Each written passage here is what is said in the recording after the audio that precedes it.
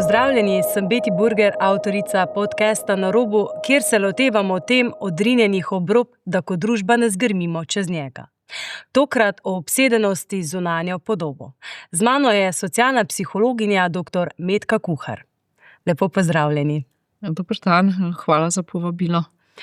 Torej, danes se zdi, da v bistvu ljudje ogromno vlagamo v same sebe, ukvarjamo se veliko sami s sabo, z našo zunanjo podobo.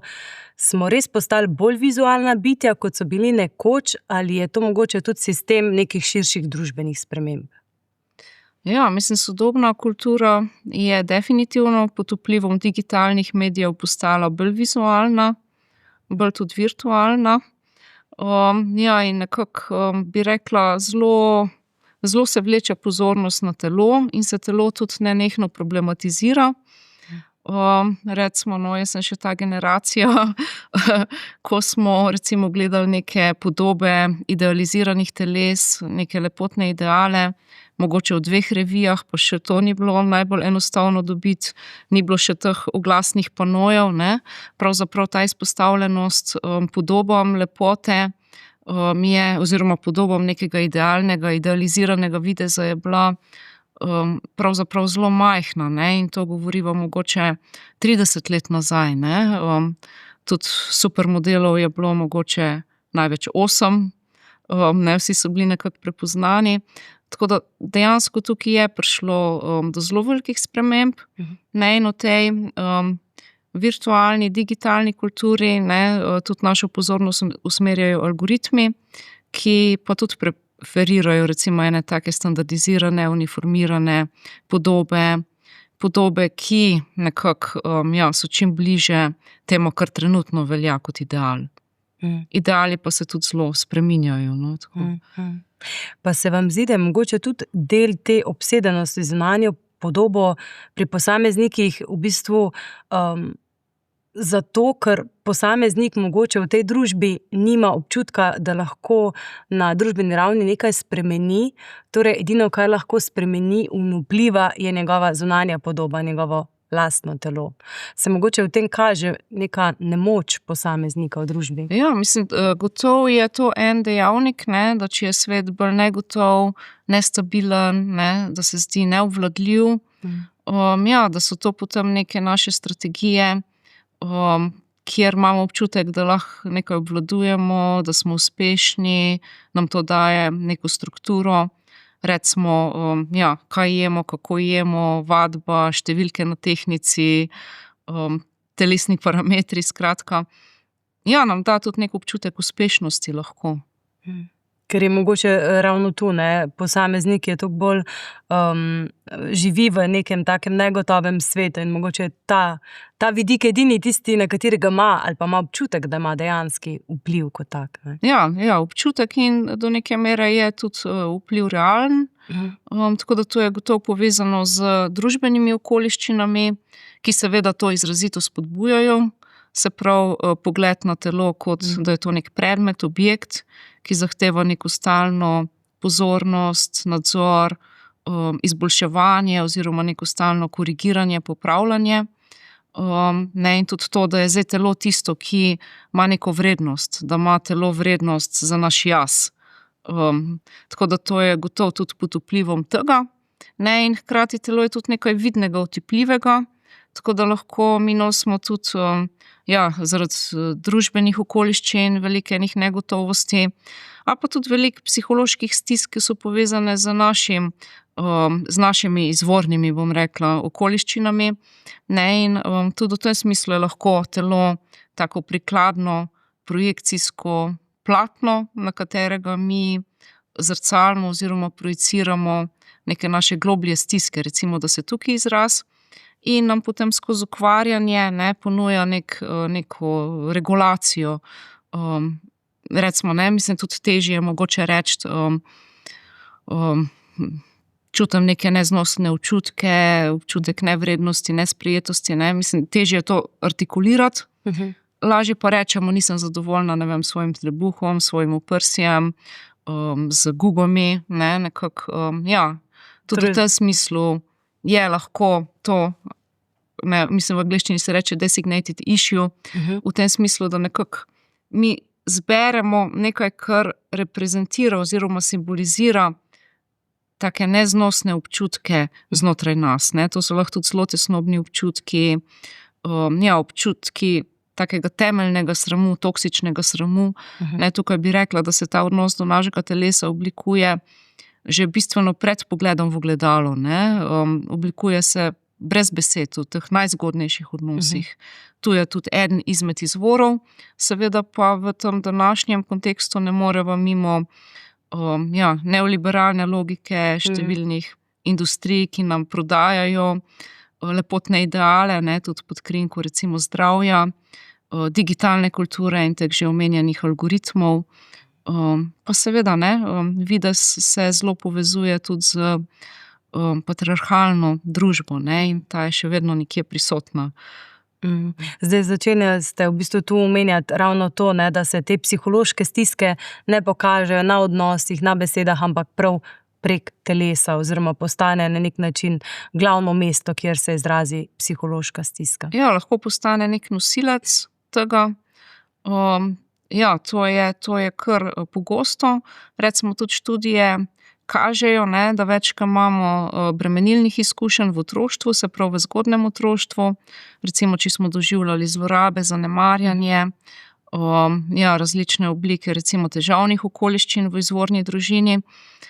Ne več, kot je bilo teh bremenilnih izkušenj, negativnejša je običajno telesna samopodoba oziroma tudi večja verjetnost za razvoj motenj hranjenja in različnih tovrstnih nekako dosti ekstremnih oblik, dosti ekstremnih praks, ki se igramo recimo z svojim telesom, ki ga obravnavamo ne tako popredmeteno.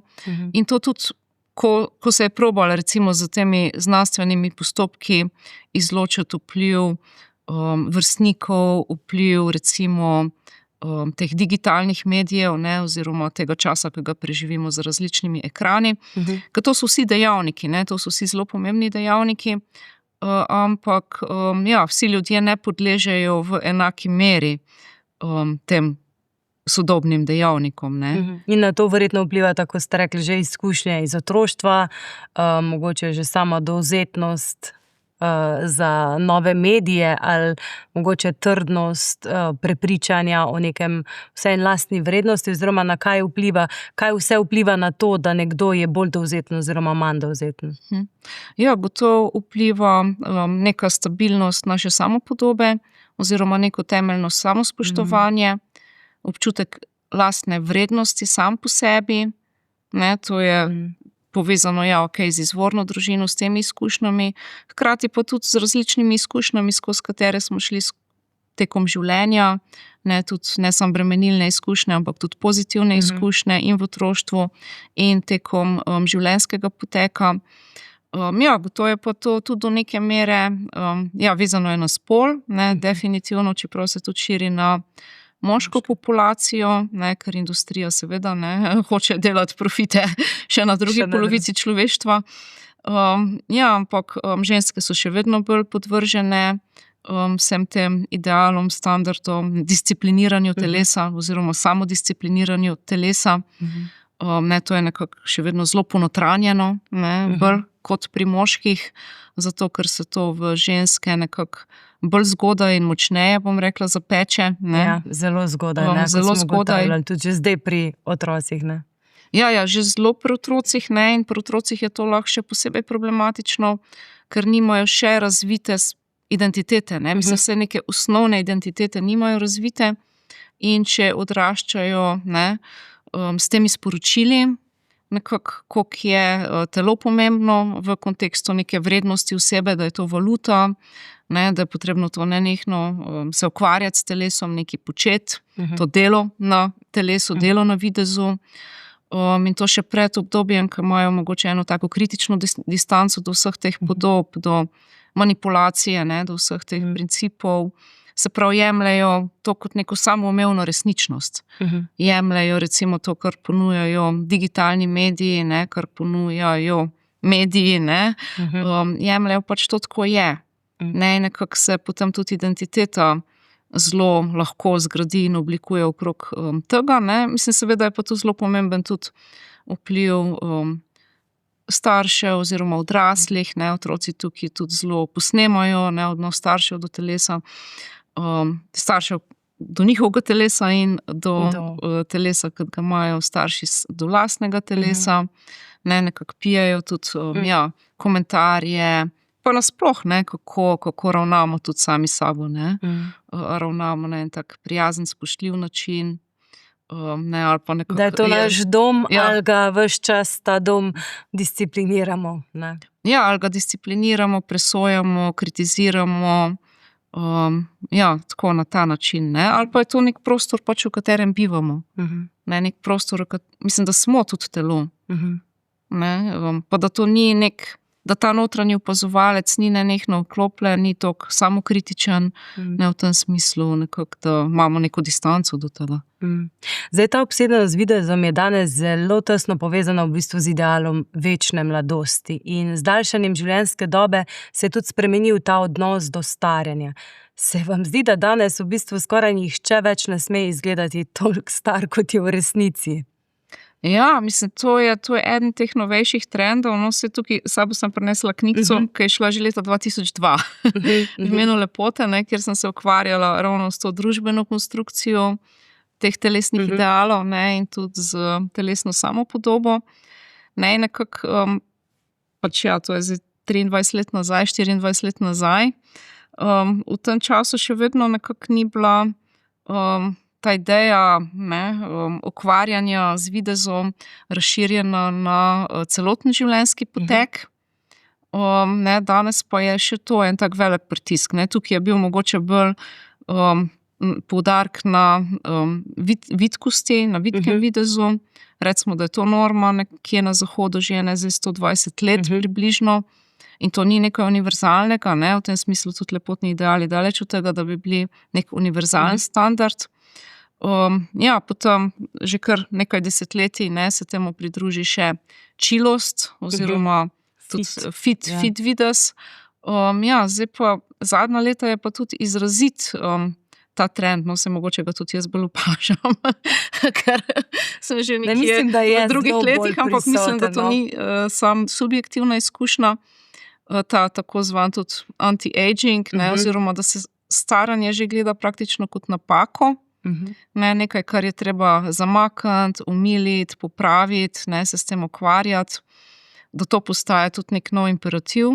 Se pravi, ne, da niso več z videzom, bom rekla, obremenjena pretežno mlada dekleta in da potem to nekako počasi izveni, ampak je v teh, bom rekla, nekih srednjih letih, ne, pa potem še tudi kasneje, ne, vse več pritiska, ne, in ta pritisk je tudi vse hujši in vse bolj brutalen. Tako da to je nekaj novega, ne, da se tudi starost na nek način, bom rekla, medikalizira, estetizira.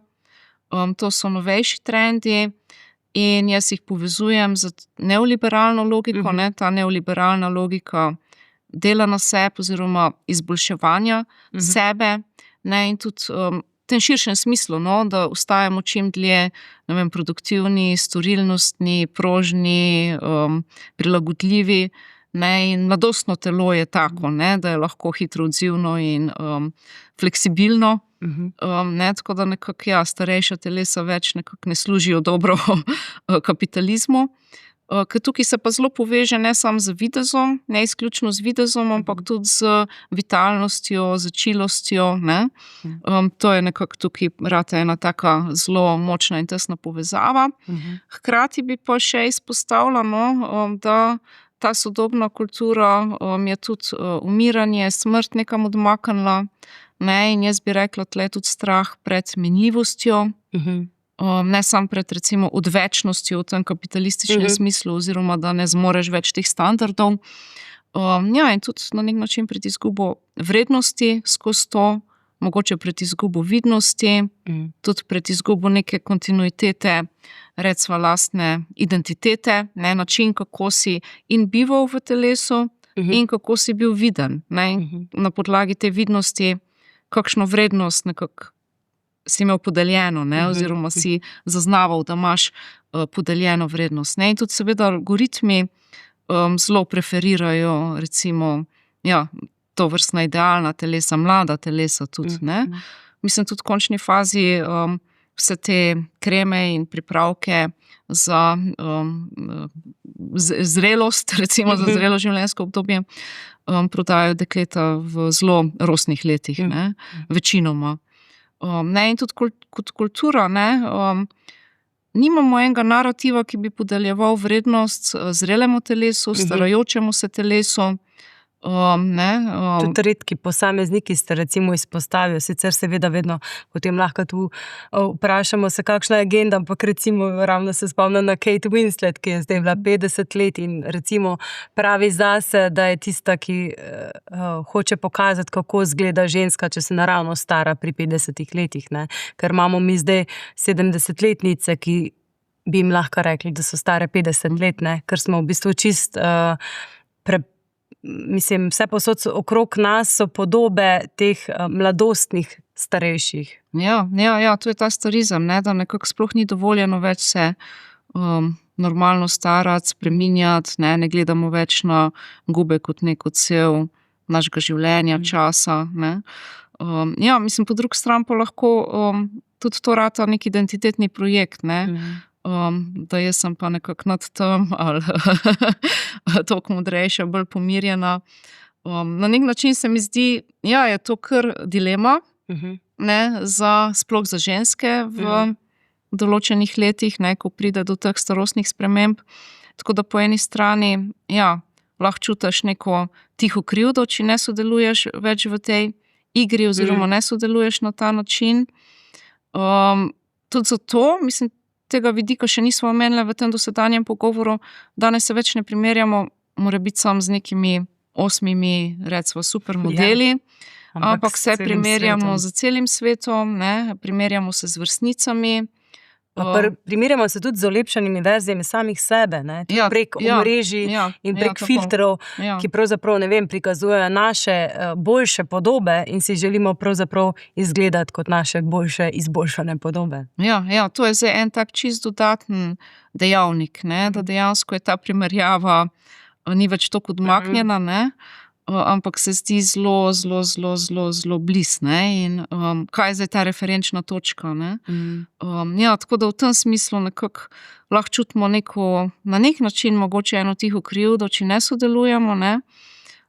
Tako da, ja, nekako mislim, da se je treba kar odločiti za eno tako zavestno abstinenco, ker dejansko nepriseganje na vse te možne recimo posege in popravke in tako naprej, na vso to gonjo, ne, z leti je to vse težje in težje nekako parirati, ne, mladostnemu videzu, tudi lastnemu mladostnemu videzu.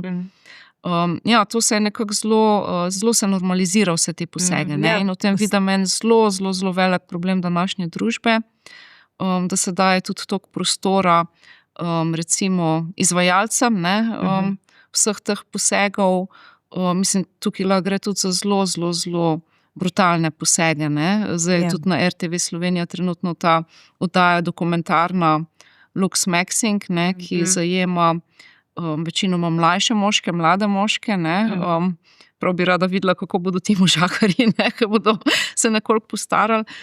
Ne, in obstajajo celo klinike, ki stotinam teh moških zlomijo kosti, ne, vstavijo železje, da so potem recimo za 7-8 centimetrov višji. Ne, in to možakarji, ki so že v osnovi recimo visoki 1,75 m, ne, in ja, nekako. Ja, postajajo ti, se mi zdi, da ti poseg res vsakdanja praksa in ne, zdaj ob tem nedavni smrti Slovenke v Turčiji se tudi, ki je zelo pretresla seveda javnost, se tudi postavlja vprašanje, ali res postane ta lepota vedno večja vrednota od zdravja, torej vse bolj pomembna od samega zdravja, ne zdaj, da je samo zdravje in vitalnost, ampak pravzaprav lepota tisti glavni cilj, ne. Ja, jaz ne bi rekla, da je estetika recimo nad zdravjem, vse nezavestno, ampak so pa meje dostikrat tukaj zabrisane, ne, in pa predvsem to nezadovoljstvo z videzom, ne, se zdaj obravnava, kakor se zato imaš rešitev. Ne, zato imaš rešitev in še ta rešitev se prikazuje kot svobodna izbira. Ne, da je to tvoja neka individualna odločitev, ne, hkrati pa je to en tak sistemski fenomen, ki se ga pa spregleda. Ne, in tudi kolektivni pritisk, kateremu smo izpostavljeni, ne. Tako da ja, ne, ta normalizacija, ideja, da lahko popravimo vse, kar nas moti, da je to normalno, ne, da je to običajno, in hkrati normalizacija vseh teh praks, kjer pa se nič ne govori tudi o tveganjih, ne. Mislim, kvečem se reče, okej, ne, zdaj, če greste v botoks, to je bil tudi ravno, mislim, da včeraj objavljen en članek na 24 ur ali te dni, ne, kjer so pač iskali kozmetične salone, ki vbrizgavajo botoks, ne, in pa ne vaš medij, no, en drug medij, ampak zraven se pa potem, ne vem, pokliče še par kirurgov, ne, in oni povejo, botoks je super varen, ne, ampak ne pri šarlatanih, ne, pridite k nam. Recimo članki pa ne problematizirajo, od kod sploh to nezadovoljstvo, ne, zakva se sploh to gremo, zakva sploh to rabimo, ne, kdo so mogoče tisti, ki bolj podlegajo temu, ne, oziroma to res ratuje nekako bolj in bolj množično, ne, in tudi se nič ne govori, kaj dejansko, recimo, če smo že pri botoksu, kaj dejansko botoks je, kaj naredi, kaj ne naredi, ne. Ampak zakaj ravno, ne, ko ste omenili, zakaj v bistvu te spremembe videza običajno, kot pravite, ne prinesejo nekega trajnega olajšanja ali pa zadovoljstva, ne, da se vedno ta nek problem potem preseli nekam drugam?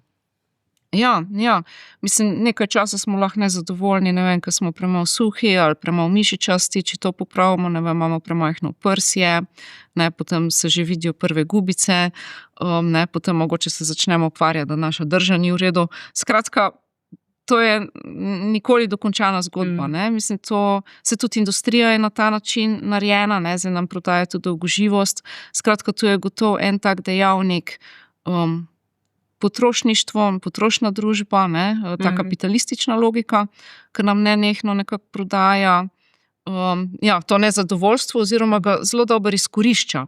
Ne, zelo dobro ga izkorišča, standardizira, ne, in nekako potem ga pa mi nekje, bom rekla, izvajamo oziroma reproduciramo sami na sebi.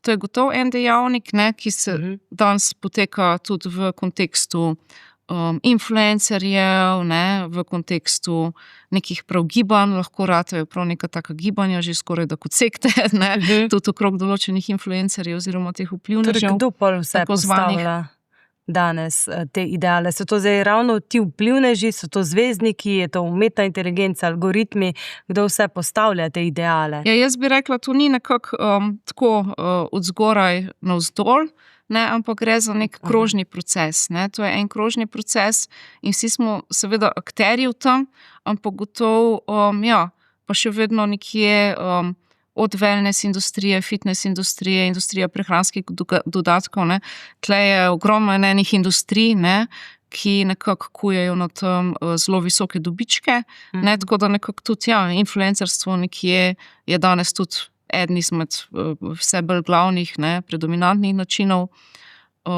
oglaševanja, ne, oziroma promoviranja, spodbujanja teh trendov.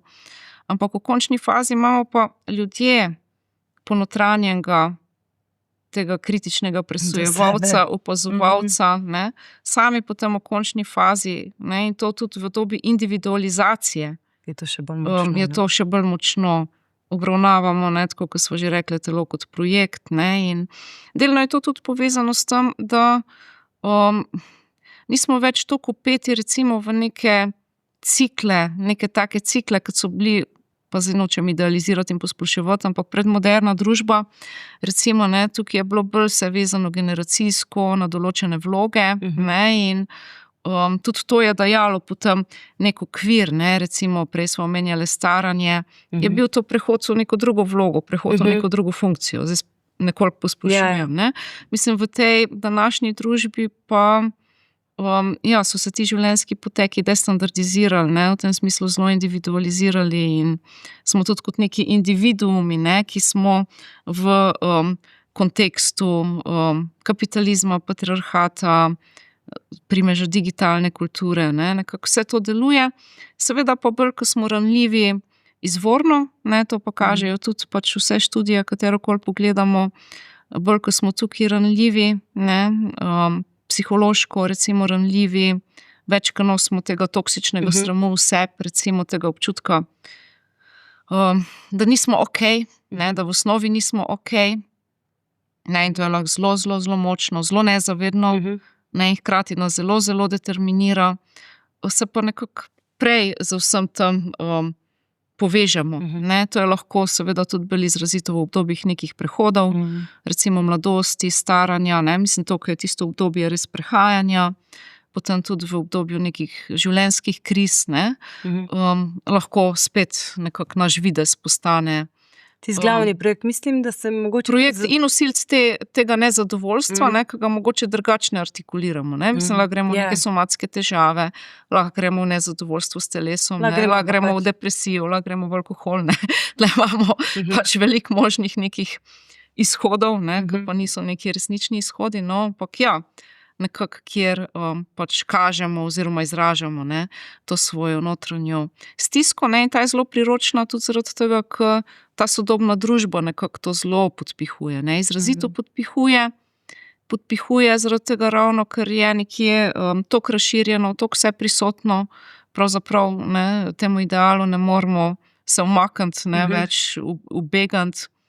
Ampak se ideali so... Karkoli odpremo, je tukaj v mestu, so ti plakati, ne, sploh pa, če smo nekako na nekih teh družbenih omrežjih. Še toliko bolj. Ampak vse, ne, so pa ideali, niso nekaj novega, kar tudi recimo vi pišete v tej knjigi, ne, že v preteklosti so recimo poznali neke ekstremne, boleče načine doseganja idealov, recimo, če zdaj omenim, ne vem, steznike, ki so potem zelo deformirali ženske. Ja, recimo stezniki 18. 19. stoletje tudi lahko so poškodovali notranje organe, ne. Je torej današnji svet bolj krut v tem pogledu kot pretekli, ali imamo samo neke nove oblike, ali se samo zdi, da zaradi vse prisotnosti, da prav tako ste rekli, da pravzaprav na vsakem koraku nas te podobe spremljajo, ne, včasih si pa mogel, ne vem, si sposoditi revijo, da si videl supermodel, ne. Mislim, tukaj ne morem mimo tega, da ne bi omenila to prakso, ki jo tudi v knjigi omenjam, pohabljanje stopal. Ker je bila praksa na Kitajskem, vse do leta, mislim, da 1912, ko so jo prav zakonom prepovedali, mislim, trajali pa tam od 11., 12., 13. stoletja, ne, v 13. stoletju je rekel to kar standard za višje sloje, se pravi, da so že deklicam zlomili stopalo, ne, in potem povijali stopalo, da je bilo to stopalo čisto mičkeno, ne, in potem te ženske niso mogle se niti praktično premikati, ne, kje da bi delale, ne, ali ne vem, na polju ali kakorkoli, ne, da bi bile prisotne v nekem javnem prostoru. In tudi ta stopala so bila vrhunec erotične igre, ne, oziroma del spolnosti je bilo nekako ljubkovanje takega stopala. To tudi govori o tem, da so lahko ti neki ideali, ne, pravzaprav neka izmišljotina časa. Tako da tle sem se zelo ukvarjala, ne, tudi v prsje, ki se danes zdi univerzalno, je tudi neka kulturna izmišljotina, ne. Ni nič univerzalnega na tem, kakor tudi ni nič univerzalnega na tem, da želimo ustrezati nekemu telesnemu idealu. Recimo še vedno v večini kultur, večino človeške zgodovine je bila debelost idealna. Ne, se pravi, neko zajetno, obilno telo je bil en velik ideal, ne. Tako da ja, že to nama govori, ne, recimo, koliko so tukaj te razlike. Tako da dejansko, jaz bi rekla danes, ne, če zdaj to primerjava, danes mogoče to ni več vezano samo na zahodno kulturo, je globalno, te podobe so bolj uniformirane, so tudi zelo zahtevne podobe, recimo mladost, mogoče jo, ne, lahko spontano ohranjaš do enega dobrega 30. leta, ne, kasneje pa zelo težko, brez nekih rednih posegov, ki imajo lahko take ali drugačne posledice, ne, kot rečeno se o tem zelo premalo govori. Ja, nekako to. Potem pa ni več vezano mogoče samo na višji sloj, ne, zdaj danes so te stvari, ne, lahko vezane tudi na marsikaj, se zato pa pride do takih stvari, ne, to, kar je tudi ta slovenski primer, tudi nedaven, da si je ženska naročila botoks in si ga je sama obrizgala in je oslepela. Ne, oziroma tudi v Sloveniji je bila že slepota zaradi podaljševanja obrvi. Ne, tako da nekako, ja, ni več vezano samo na višji sloj, ni več to v tem smislu statusni simbol, ampak je zdaj to ratalo nekako pravzaprav to popravljanje, no še vedno je do neke mere razredno pogojeno, ne, kdo ima več časa, več denarja, ampak kot rečeno si ljudje najdejo tudi neke bližnjice, ne, hodijo na posege, ne vem kam, ne. Tako kot pravijo, ne, lahko greš frizerju, pa še zraven malo botoks, pa malo popraviš. Neregulirano, hkrati pa to lahko prinese zelo veliko zdravstvenih težav. Ne? Ja, in tukaj je zdaj mogoče več zdravstvenih težav lahko prinese mogoče nižjemu sloju oziroma nižjemu dohodkovnemu razredu, ampak vsi imajo aspiracijo po teh standardih, ne, po doseganju teh idealov. Ne. V tem smislu so te spremembe in tudi te spremembe, mislim, jaz bi tudi zelo rada omenila recimo trend depiliranja, ne, tudi depiliranje recimo intimnega predela pri ženskah, kjer pravzaprav tudi daleč od tega, da bi bilo to nekaj naravnega, ne, mislim, zelo nekako infantilizira potem žensko telo, ne, tak videz.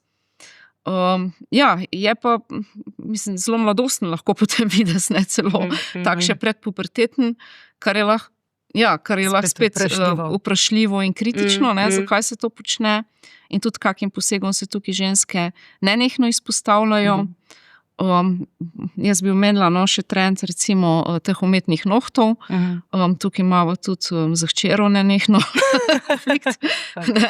Ko vidim, kako je to recimo normalizirana in ponotranjena telesna praksa, ki se na nek način zdi benigna. Ne, po pravici sem si dala, ne, če podelim osebno izkušnjo, enkrat to narediti, ker sploh nisem vedela, da se to potem ne da z acetonom stran. Ne. Tako da sem rekla hčeri, če mi lahko da aceton, in je rekla, se to pa ne gre z acetonom. Ne. In potem, ker sem ugotovila, kakšni nohti so, ki se to odstrani, ne. Ampak nekako, mislim, to so neki, ne vem, stezniki, če rečemo, ki jih zdaj nosimo na konicah prstov. Ne, in ko ženske, recimo v današnji kulturi, ne glede na to, koliko imajo denarja, ne, prostovoljno, ne vem, vsak mesec daje 40-45 evrov za tako reč, ne, recimo, ali pa za brazilko. Ne, na nek način, ki so prakse, ki so do neke mere tudi škodljive. Ne, sem takrat, to govorim, ne bom zašla v nekaj, ker nisem medicinc, ne, ampak sem šla zaradi hčere že nekaj let nazaj natančno preštudirati, kar je bilo, kaj so neke slabosti tega rednega početja na nohtih, ne, in isto sem tudi pogledala, koliko te dlake, ne, pravzaprav naše dlake ščitijo. No, in to depilacijo so nam prodali leta 1910. 1910 so nam jo prodali, ko se je že začelo oglaševanje, ko so hoteli trg britvic in krem razširiti iz moških še na ženske. Takrat je bila tudi ta doba prvega vala feminizma, ne, ko so pač ženske se otresle vseh tistih krinolin in steznikov in tako naprej, ne.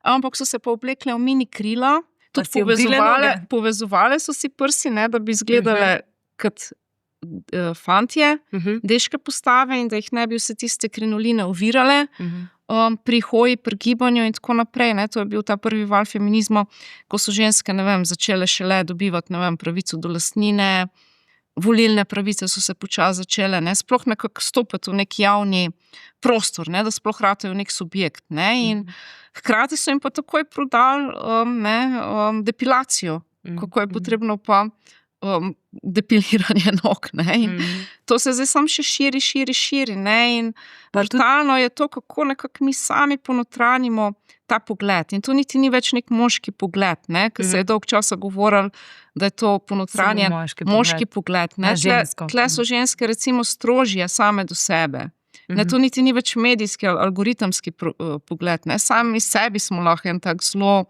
okruten rabelj, no, če tako rečem, ne, in izvajamo, ne, to niti ni treba, da je to neka zunanja represija, nek zunanji nadzor. To smo dejansko ponotranjili, no, in v tej knjigi to, kar me je tukaj zanimalo, ne, 25 let nazaj, ko sem se s tem ukvarjala, je bilo ravno nekako gledati te povezave, kako, ko se je ženska začela bolj osvobajati, recimo s prvim, drugim valom feminizma, ne, in se je ta naš, recimo, prostor širil, recimo potem tudi v 60-ih, 70-ih, 80-ih letih, ko dobijo ženske tudi več pravic na trgu zaposlovanja, reprodukcije, ne, mislim tudi z medicinskim recimo napredkom, ne, in možnostjo kontracepcije, ne, in tako naprej, ne. Mislim, ko se začnemo ženske osvobajati, ko se problematizira nasilje. Ideali, ne, tle je res, to je prav dobesedno vzporednica, ne, se pa zvišujejo oziroma postajajo vedno bolj težko dosegljivi, zahtevajo ogromne ene miselne energije, enega časa, enega denarja. Pa se ne ustavijo, tako ste prej v bistvu omenili, ne. Tudi zanimivo mogoče samo dodatek k temu luxmaxingu, ki ste ga prej omenjali, torej gibanju teh mlajših moških, ki obsesivno telovadijo, posegajo po prehranskih dopolnilnih, celo deformirajo čeljusti, da izgledajo. Kako pravzaprav res so S kladivom si tolčejo, kladivom. s kladivom si dnevno tolčejo po čeljusti, da bi imeli nekako udrt videz, jemljajo neke zelo hude diuretike, ne. Ampak se mi zdi, da ti mladi so pravzaprav odraščajo ob nas odraslih, ki so, ali pa družbi, ki je toliko negotova v lastni samopodobi, da pravzaprav kako jim naj mi pokažemo, kaj je prav, ne, če smo kot družba negotovi, ne. Ja, kot družba negotovi oziroma kot družba nekako, mislim, se to je mogoče ta sistemski fenomen, kolektivni pritisk, ne, da nekako smo kot družba čist nekako se podvrgli temu, ne, oziroma nekje sprejeli, ponotranjili, no, saj to je ta mehanizem ponotranjanja in da nekako tudi sami smo negotovi, ne, in potem, discipliniramo svoje telo, ne, in ali ni mogoče to zanimivo, ne, za konec. Po eni strani se zdi, da je, oziroma veliko se govori o teh narcisističnih motnjah danes, hkrati pa o tem stalnem nezadovoljstvu z našo zunanjo podobo, z nas samimi. Kako si v bistvu razlagate ta paradoks in pa kaj sploh je zdrav odnos do zunanje podobe? Ja, mogoče začnem pri tem zadnjem, ne.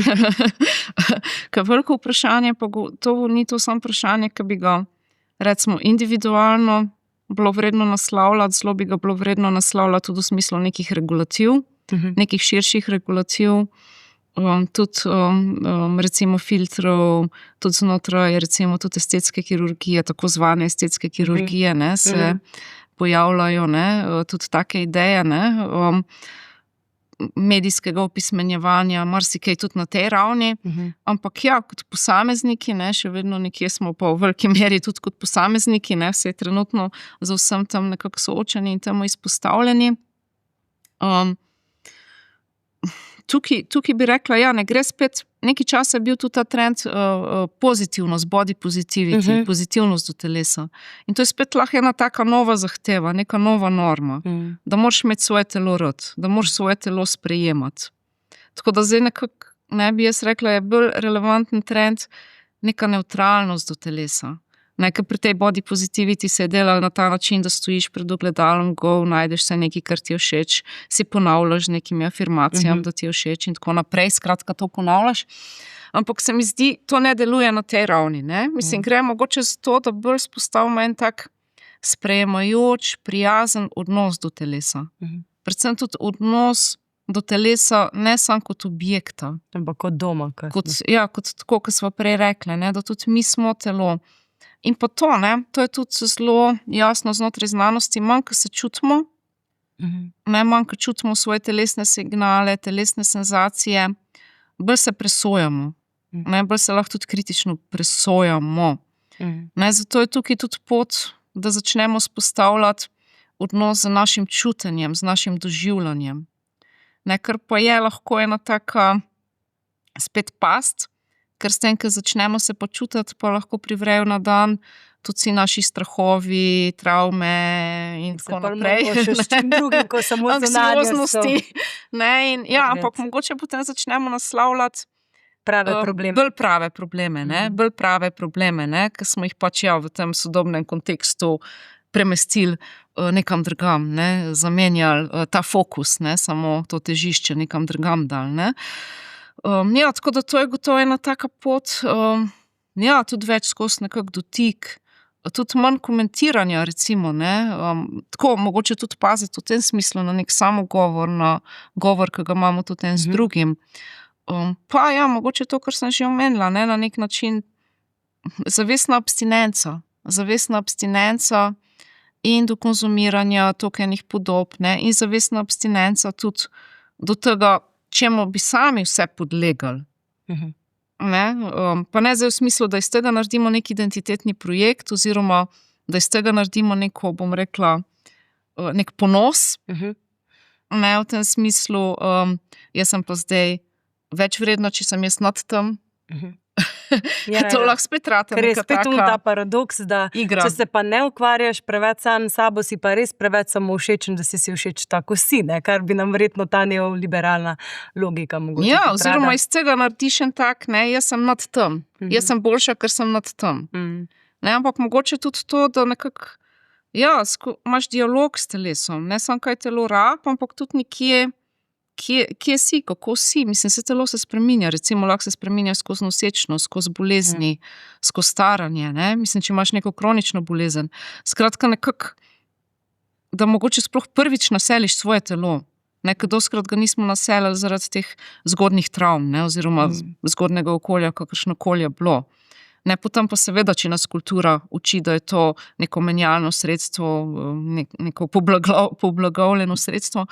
Tako da mogoče začnemo na ta način, ne, spoštljivo, z enim sočutjem, sploh nekje izgrajevati odnos z našim telesom, z neko našo notranjo živostjo, ki pride tudi skozi telo, ne, tudi skozi neko dejansko modrost, ki pride skozi stik z telesom, z utelešenje.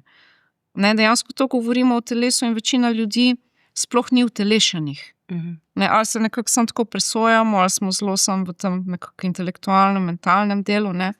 Dejansko, koliko sploh čutimo, ja, v tej kulturi z celim telesom, ne. Tako da to bi rekla je en tak, mogoče ena taka smer, kot posamezniki, ne, in tukaj nam ne zmanjka, ne, ja, drugače pa to, kar ste še rekla, ja, na nek način, ko se učita, koliko smo postali narcisistični, ne, po drugi strani smo negotovi, to je pravzaprav, to je to. To je to, ja. Saj na nek način, ja, narcisizem Je negotovost. je negotovost, temelji na zelo izraziti negotovosti, ne. Mislim, ta tudi ponos, grandioznost, sram, to sta kot dve plati kovanca, ne, samo eno plat nekako projiciramo navzven, eno pa še sebi hočemo nekako, bom rekla, prikriti. Torej, za več gotovosti do lastnih teles, dr. Metka Kuhar, najlepša hvala za pogovor. Ja, hvala tudi vam. In hvala vam, dragi poslušalci in poslušalke, gledalci in gledalke, za vašo pozornost, pa lep pozdrav do prihodnjič.